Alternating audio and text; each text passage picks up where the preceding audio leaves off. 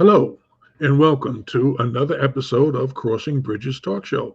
I'm your host, Larry Montgomery Sr. This is my co host, William. William, introduce yourself. Good evening, everyone. I'm William Montgomery. It's a pleasure to be here. I'm William Montgomery, President. Don't mind him, folks. I mean, it works. So, this week we had the door is open for John Sanders to step back in if he'd like to continue our conversation on the Back to Ghana topic we brought up last week. It's on our podcast, which you can see the address right here if you want to listen to that. This week, we're going to continue on. I think, well, maybe this is an opportunity for me to give some insight as to what happened since that conversation. I've looked at a couple of other groups on Facebook who are specifically interested in or focused on Africa and African Americans and that relationship. And it's very interesting. A lot of folks are talking about Africa and either going back or at least understanding that we do have a place to go, us domestic blacks, if things really got out of hand. Yes, there are some, let's just say, issues there. There's issues here in the U.S., obviously, which we find ourselves the center of, or at the center of. In Africa, the governance may not be as, let's just say, organized like we are here with the national government and then the state and then the local government. So we have a lot of tiers of governance here, which has its benefits and has its drawbacks. We're right here, and I'm here in Nassau County, and Will is in Georgia. And so the state of New York is divided into cities, and the cities are divided into towns, and the towns divided into counties, and some of the counties are divided into villages, and so on and so forth. So there's many different layers here. On the one hand, creates jobs. On the other hand, provides services directly, personalized services. I mean, it's one thing to for a soldier to walk up to you and start a conversation on what he's doing or why they're there. It's another thing for the crossing guard to walk up on you and start talking about what they're doing there. You see what I'm saying? It's totally two different perspectives. One is coming from the federal level, and the other is talking about it from the local level. So there's some positives in that. I can say for myself, coming up through school, there was a lot of pressure, if you will, to go to school, go to college, and get out and go work for a major corporation in Manhattan. Okay, so that was my focus. But as I was growing up and going through these different phases, I could see friends from my high school and so on getting local jobs, working for the sanitation department, working for Con Ed, and so on. And say, well, why would you do that? Why don't you want to be, famous like me? All that. And as I look back over the years, they didn't have to travel on that subway or that Long Island Railroad 6 o'clock in the morning and coming back on it at 7 o'clock at night. They were able to make it home in 5 and 10 minutes. Go figure. Making about the same money, if you will, or close to it, but you spent less. That travel cost, $300, $400, $500 a month. That starts to eat into your pocket. Mm-hmm. If you ain't got to spend it, that starts to add up. Mm-hmm. So there's some benefits to governance, and again, also being able to speak directly to those who make decisions that impact you. As you know, the federal government, if the president makes a decision today, you will not feel it for maybe a year, 2 years. The state, Governor Cuomo makes a decision, you feel that in 3 months. Here in the county, county executive makes a decision. You feel that in about a month. But if the mayor of the village of Hempstead makes a decision, you can feel that tomorrow. You see, that's just, the layers and layers, and you're so far off that we don't even hear you until the letter comes in. But anyway, talking about Africa and going there and understanding the change that you're going to have to face is something that we need to get some more information on. So again, the door is still open for John and anybody else we might run across over the next few weeks to keep that conversation going. Now, for this week, this time, right now, what are we going to talk about, Will? Well, I mean, the world is our oyster, whatever we want to talk about. What's on your mind, Dad? Well, there was an article in the Times the other day about Nikole Hannah Jones. Is that what it is? Okay, This was written a scholarly work on project, or is it 1619 project? That's what they call it, the 1619. I guess that's the year project. And in simple terms, conversation about slavery and capitalism and how it impacted. And so, it being a scholarly work, it was interesting that the school that she's affiliated with, University of North Carolina, has decided to offer her a job, but she has a job there, but they would not give her tenure, which is very interesting. You would think that someone who has written something that's been publicly recognized would be someone that you would want to encourage to be a part of the university family. But there were some concerns about what she wrote. Now, the concerns that what she wrote, you can go this way, that way, based on how you may perceive the people who gave their opinion, what their motivations may have been. But there's been quite a lot of conversation on that. So have you heard anything about it, Will? The 1619 project? Yes. Yeah, I've heard a whole lot. Okay. You want to tell us what you know? Well, I can only tell you what I've heard. Okay.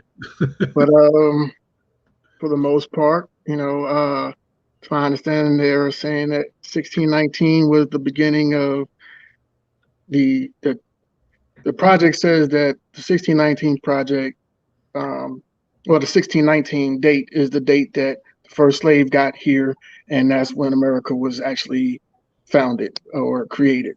And it's the United States is basically a racist country that is inherently racist. It's irredeemable, pretty much. So, and it says something to the effect that the the Revolutionary War was it wasn't the Revolutionary War.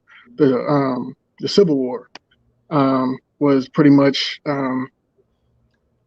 that the states were trying to stay a slave country, like the United States was trying to stay a slave country, and that's why the Northerners fought the South so that it can keep slavery, while the South was trying to fight to end slavery.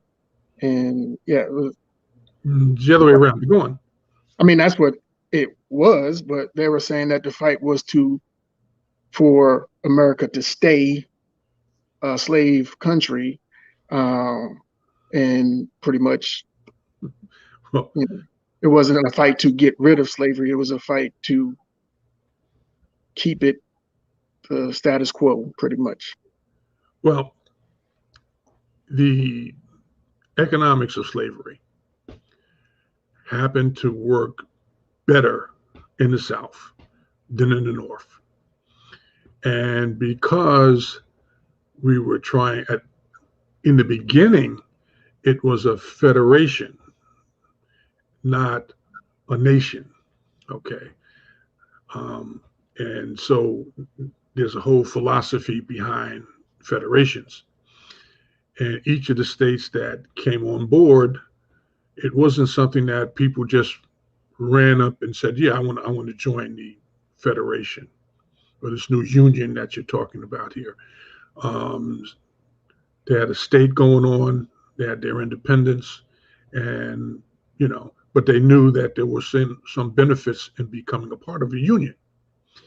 And so, okay, that conversation was going on at the same time as the then Federation or America coming to be birthed was still having conversations with Britain because they still had some interactions that caused problems. And so now you got two different conversations going on at the same time with this whole new concept of a union because the states individually could not beat Britain. They just couldn't do it. They thought they could, but, you know, that whole boat trip over type thing and all the months and supplies and all that, it's a problem. But anyway,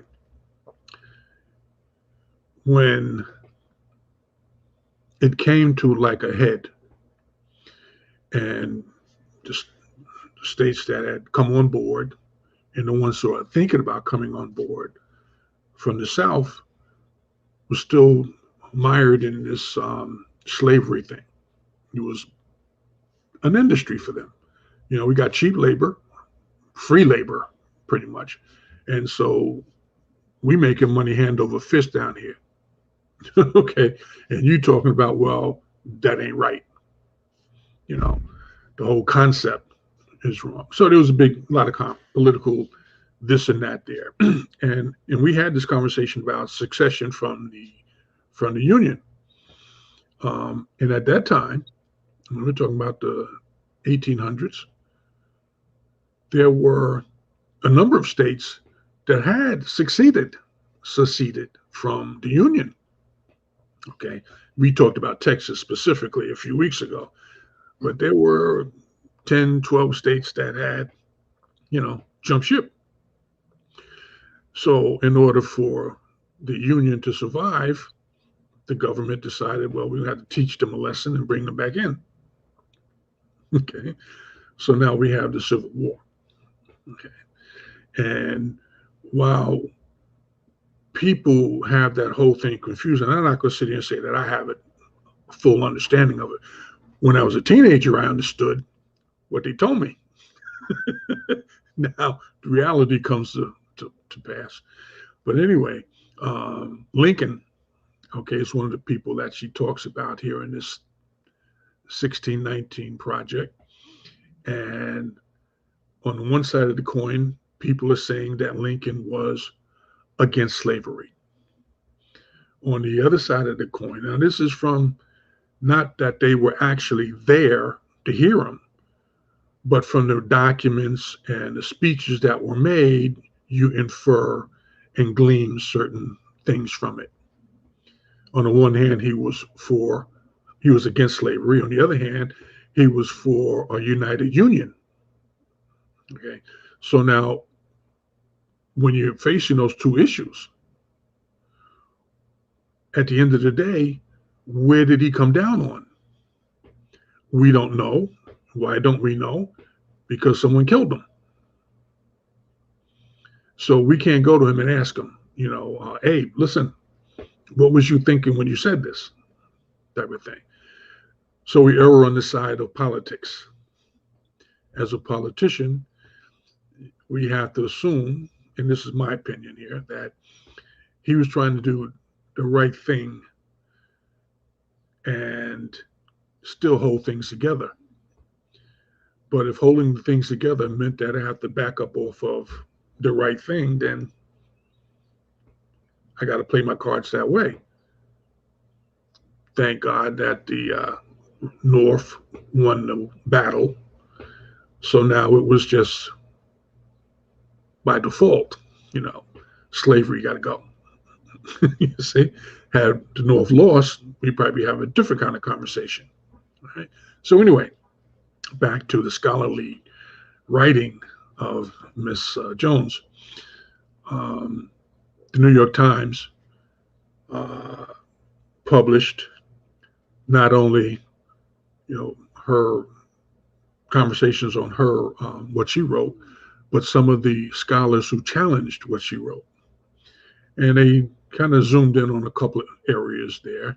One, again, back to that whole conversation about Lincoln, whether he was for slavery or against slavery, type of a thing.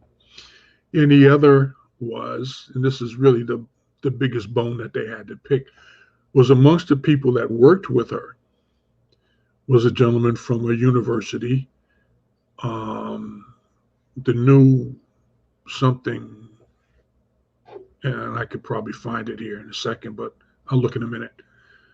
Some college out there that doesn't have a great reputation for things like this here.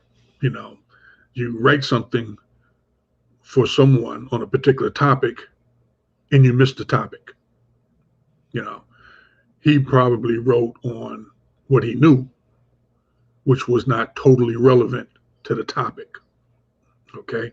When you're talking about the past and trying to bring it to the future, to the current, unless you have a solid backing for the past, what you're talking from, and then understanding what's current and can connect the two, you're going to cause problems for yourself and for anybody who reads it. And that's what they did. They found that this gentleman, and I probably should tell you his name. Hold on, let me just see if I can pull it down.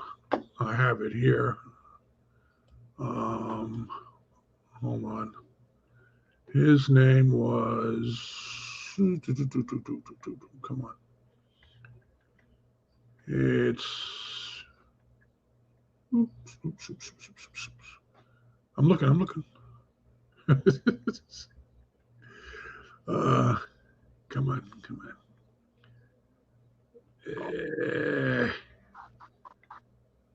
It was quite a bit of information here, but I have it. You want to sing a song while I'm looking for this? I guess that's not. It's not going to work. I should have got to it beforehand, but I'm coming up on it. Come on. This is a shame.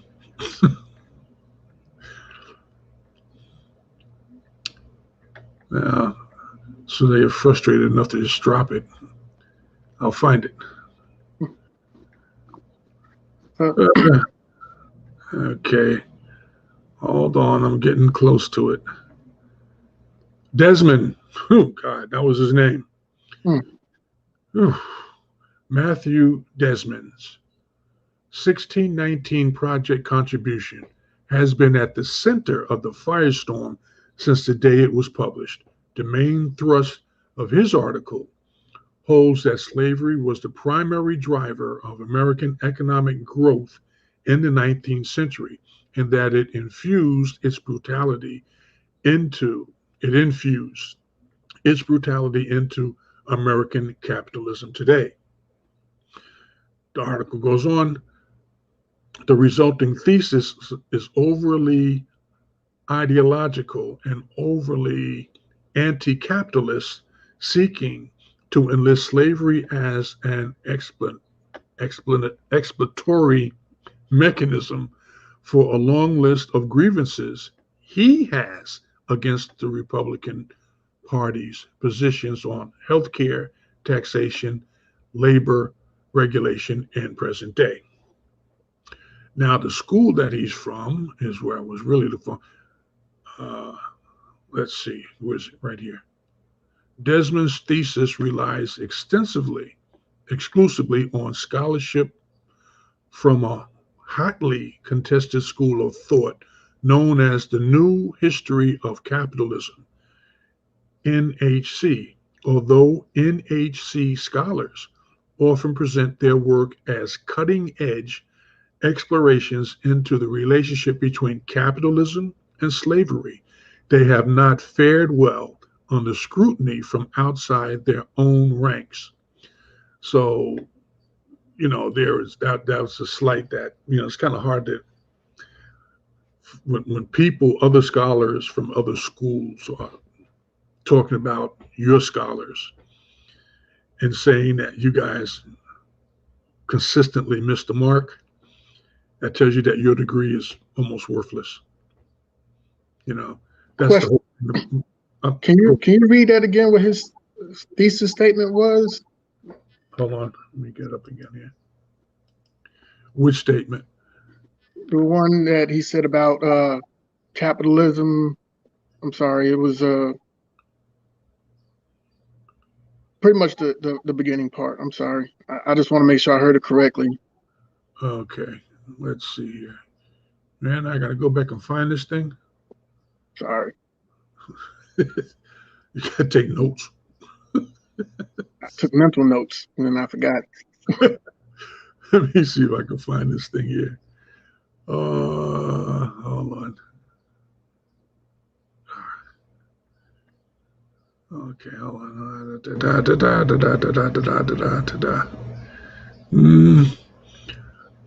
you the truth, I don't even know if I'm going to find it again. Hold on. Nope, that's not it. I'm not going to find it, man. Okay. Because I'm just going back and forth. But anyway, tell me what your concern is. I'll see if I can address it that way. I mean, it sounds like he was saying that they used the brutality of slavery to benefit themselves in a capitalistic way. And well, slavery was, hey, if it wasn't for slavery, we might not be where we are today. We probably wouldn't be as far advanced as we are today, because the cost of paying for the labor, that's the benefit. I mean, the tragedy is that, people were just abused. That's the tragedy. Okay.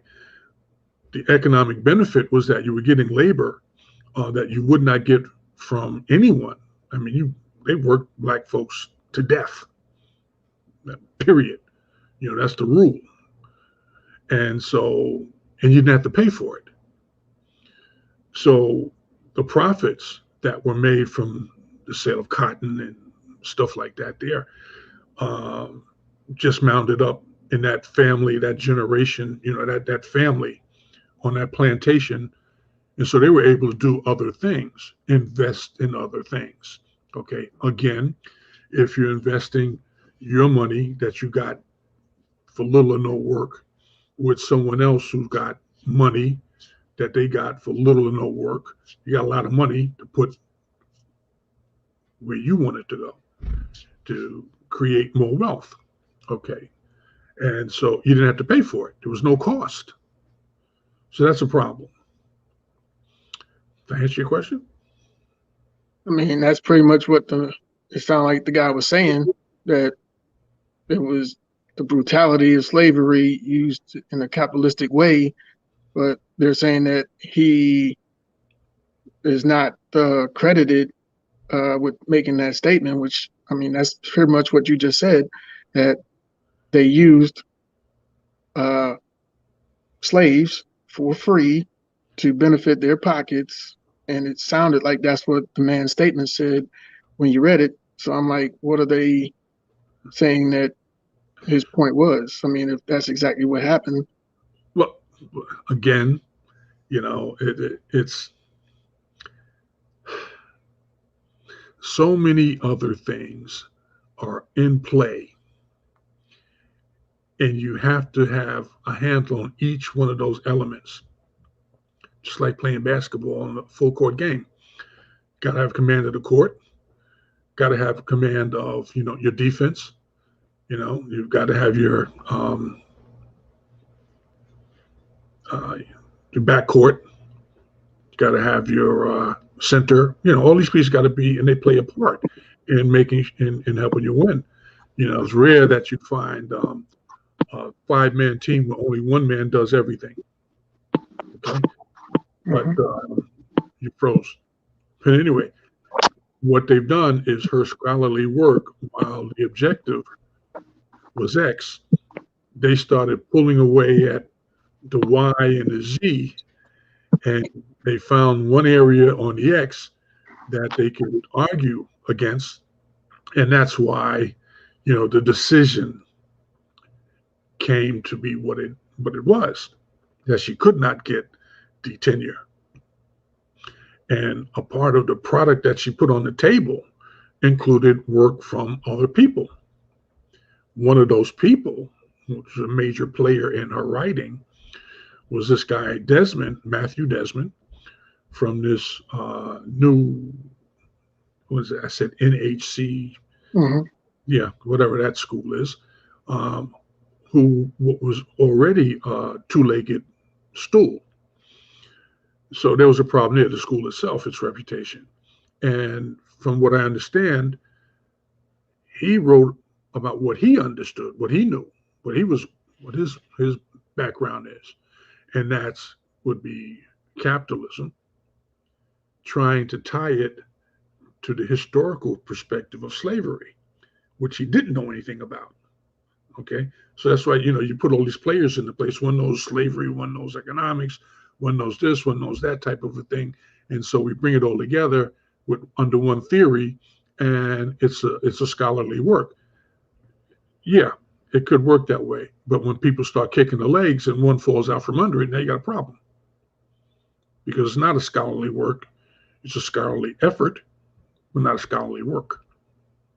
And so what they're saying was, amongst the problems, like I said, the first problem was tying people down to understand that Lincoln had decided and was committed to slavery being the primary problem in his administration. Not the fact that he wanted to bring the Union together, not the fact that he wanted to keep the states from leaving as they were leaving that had already joined, but the focus was on slavery purely. Slavery was a major piece of it, and this is my understanding of it. You got two people, one in the North, one in the South. The one in the South is eating off the backs of the slaves. The one in the North says, no, there's a better way. Whether they were talking about you should treat the slaves better or there's a better way to make your money, the people in the South weren't trying to hear it. Therein lied the problem. Okay? And that's a problem that is still with us today. People thinking that slavery, or there's some one-upness, there's some white people are superior to blacks. That's not the case and never was the case, but we have allowed ourselves to convince ourselves, and I say our now as being an American, that thinking, the benefits that went with that somehow made sense. And so we've got to the point now, whereas people are just saying straight up, don't even talk about slavery. Now, what kind of thinking is that? Because you have a problem with it. We have a problem with it. We had a problem with it from day one. But you think that because you're you could tell us to not even teach our kids about it.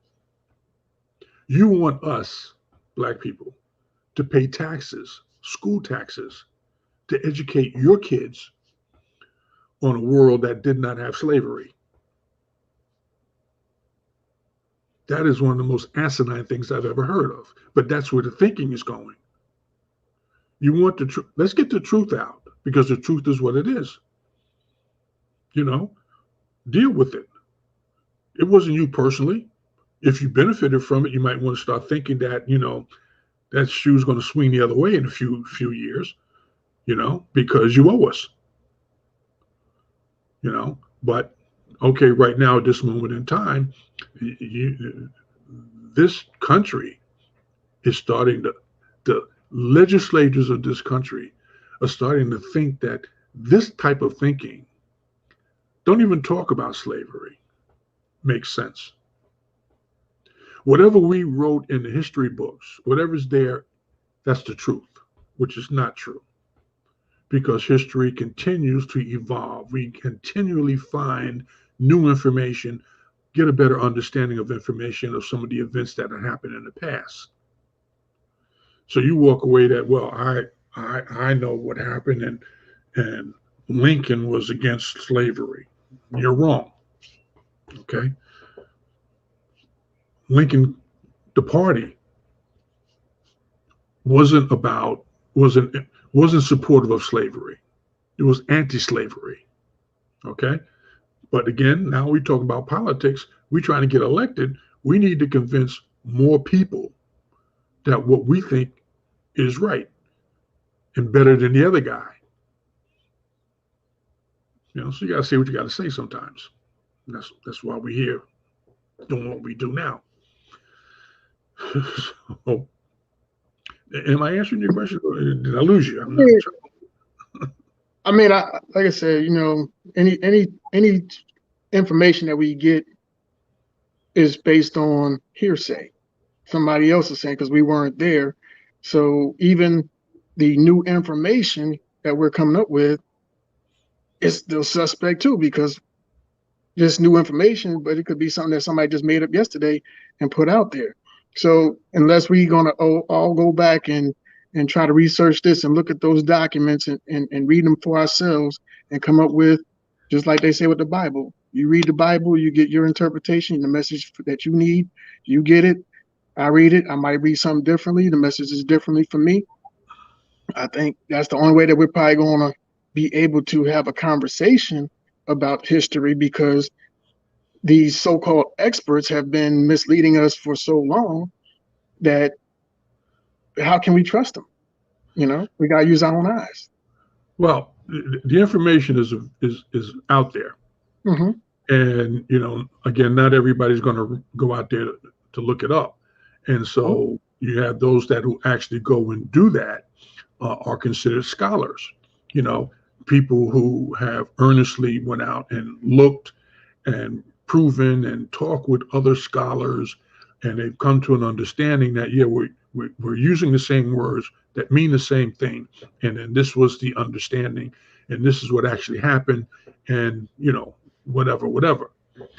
And then you have a situation like this here where some of the scholars, the conservatives, have looked at what the woman has produced, Miss Jones, and they had some concerns. Again, the Lincoln piece, I'm not a scholar in that area, but I certainly could understand that questions are going to come up when you say that, well, he was about this, and because the North won, it worked out. Okay, so we have to walk around and say, well, we don't know for a fact that Lincoln was against slavery. We don't know for a fact. Okay, unless someone finds a writing in his hand that he wrote and said, I'm against slavery.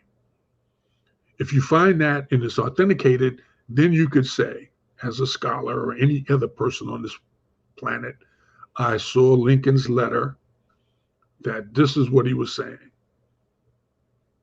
So that's why we have scholars. People go and do the research. I'm sorry, go on. I kind of got a problem with that, because that makes no sense, because history has showed us that the North has won and slavery was abolished. So if the man was for slavery or against slavery, his actions led to the end of slavery. Trying to figure out what the man was thinking or feeling, or if he, leaned this way or leaned that way, is really irrelevant. It's like spinning the wheels for no reason. Like, okay, slavery was ended. There was still negative stuff that rippled through the Black community. What do we need to do to fix our situation? Because trying to figure out what a dead man was thinking, it ain't going to help me today. I mean, even if I know what he was thinking, even if I do find a letter, it ain't going to help me today unless I figure out how to undo some of the stuff that is still going on. Well, true. The point, I guess, that's being made is that because the conversation about that topic, about slavery, has to be had so people can understand why certain people feel a certain way. You know, black people were slaves. They have an issue with that. White people made money on it unfairly, and they're not willing to compensate, and they're not willing to stop treating black people as secondary citizens. Okay, so that conversation is something that has to be had. In addition to it, is that to have that conversation, you got to have a starting point. Someone's going to have to take responsibility, whether they're living or dead, that what was happening was wrong. And just because someone said today, well, the law was this at that time, slavery was legal at that time, does not make that a good law. Those people who felt that it was a good law, who actually knew that it wasn't a good law, because if that shoe was on their foot, they would have had a problem with it. We need to see who they are, and they need to see who they are, because we're going to have this conversation. I want to know who I'm talking to. And like I said, someone's going to have to be held accountable, because people died. It wasn't like, they just robbed me. People got killed, robbed, and nothing was said. And that has enabled some people to think that they could continue to do that. Therein lies the problem. While the rest of the world is standing on the back looking at us and saying, yeah, democracy, capitalism, right. Let me know how it's working out for you. That does not negate the truth, and what is actually right. And so having a conversation about the truth, put that on one hand. Behind that problem is this. You are telling your children and your grandchildren and your great-grandchildren that what you did or what your grandparents or great-grandparents did was right. And you're making them all learn it. This is right. And it's wrong. And it was wrong. And it'll always be wrong. And so we as black people need to stand up and say, look, even if someone can poke holes in what the sister wrote, the point that she was making was, yeah, there was a strong economic benefit to white people when it came to slavery.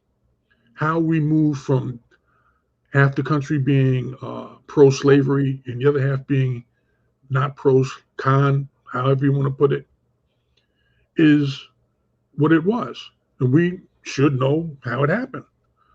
It's not like we need, we got to have that information type of a thing. But these people stand here talking about they're right. And they have all coalesced around the fact that they're right. Because the history has told them that they're right. And we're telling them that ain't right. The history that you taught us and you're teaching your kids now is wrong. Final point, and this is the icing on the cake. This country is called America, the United States of America, discovered by Columbus. Let me let that sink in for a minute there. All right. They walk around here and write in books, songs, and go on and on and on that Columbus discovered America when he damn sure did not. He may have discovered the West Indies. He didn't discover America. Okay? And that's why it's not named after him. But your history books will tell you Columbus discovered America. It's a straight up lie. And now someone's going to stand here and tell me, regardless of what this sister wrote, don't talk about slavery. We're going to take it out of the school books. We ain't going to put the truth in there. It's going to be what we say it is. Question, because I've heard about slavery in school. I've never was told that slavery was good. I'm pretty sure I had some white teachers, and I'm pretty sure the school system was predominantly white when I was coming up. I've never heard them talking about taking slavery out of the school system, but I've heard of them putting in the 1619 Project, which, like I said, they haven't validated or disvalidated, whatever it is, but they're trying to push it into the school system. But I mean, some of the points that you mentioned today was that they're trying to teach that the kids that slavery was good. I mean, that I don't know if that's an accurate statement, because I mean, anybody that hears the word slavery pretty much knows it was a bad thing. I don't think I said or indicated anywhere that slavery was good. No, I mean, you said that they're teaching their kids that slavery was good, and we're trying to tell them that slavery was bad. I mean, I thought that's what I heard you say. I mean, maybe I heard incorrectly, but I mean, I think everybody universally knows slavery was bad and that it wasn't a good thing. And well, they do teach that in school. Being bad and not good, and being taught to students for whatever few minutes that they spend doing that, because they never give it the attention that it should get. You don't get the whole story. You don't understand how brutal it was. If you walk away from it and you were told the truth about it, and while you were being told the truth, you understand that you benefited from it, and that the ones who were brutalized are still suffering from it. You don't walk out of the classroom with that thinking as a white child.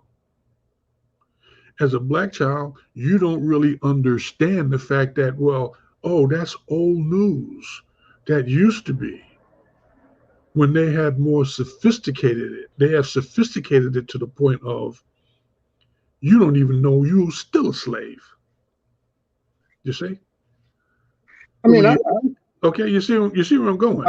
I hear what you're saying, and I mean, they got people over there on the West Coast that's bowing down, denouncing their whiteness, and all these things that because they've been told that they are, because they're white, they're racist, and this, that, and the other. I mean, I'm pretty sure they feel strongly that slavery was bad in order to denounce their white privilege and all this other stuff. But I mean,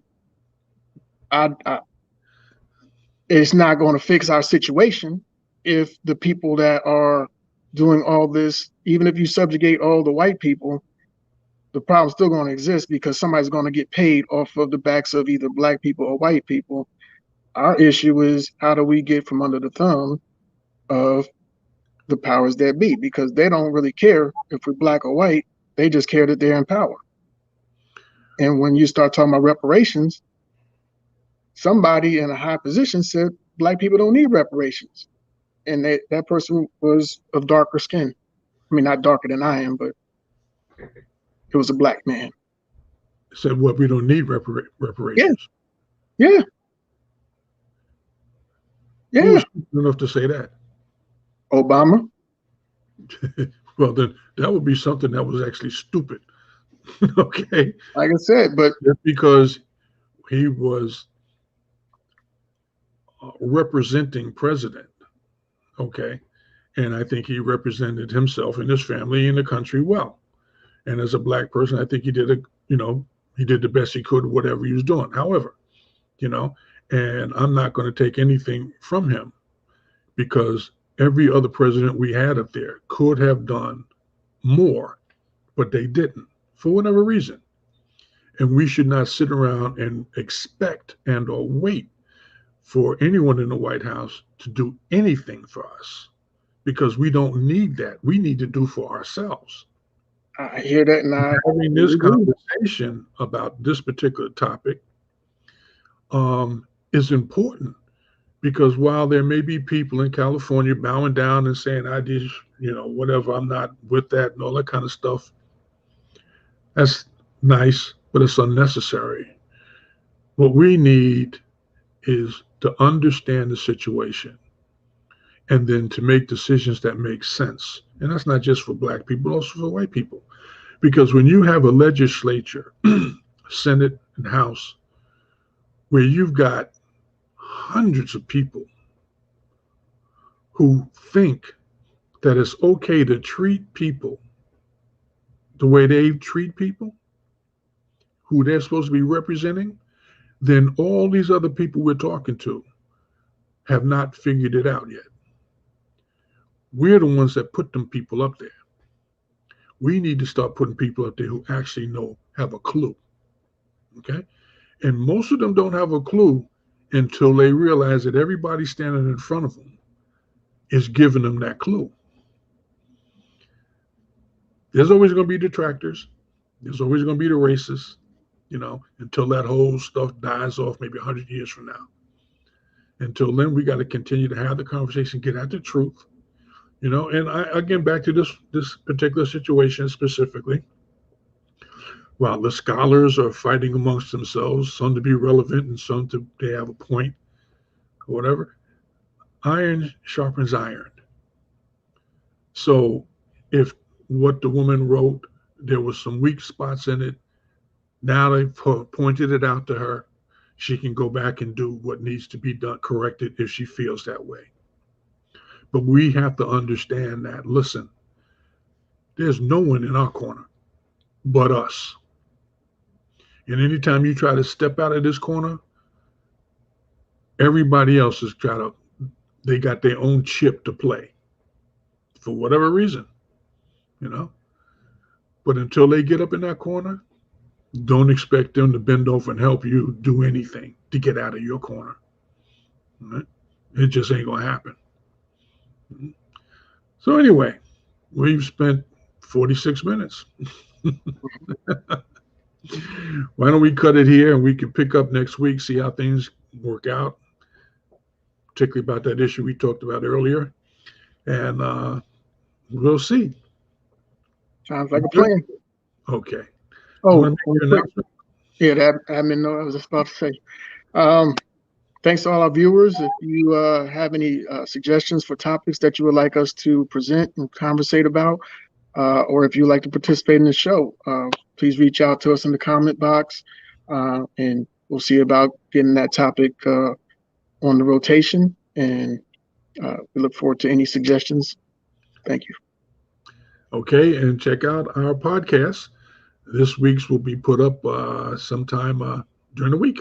Okay. In the meantime, God bless. We love you. We'll see you next week if the creek don't rise. God bless. Amen.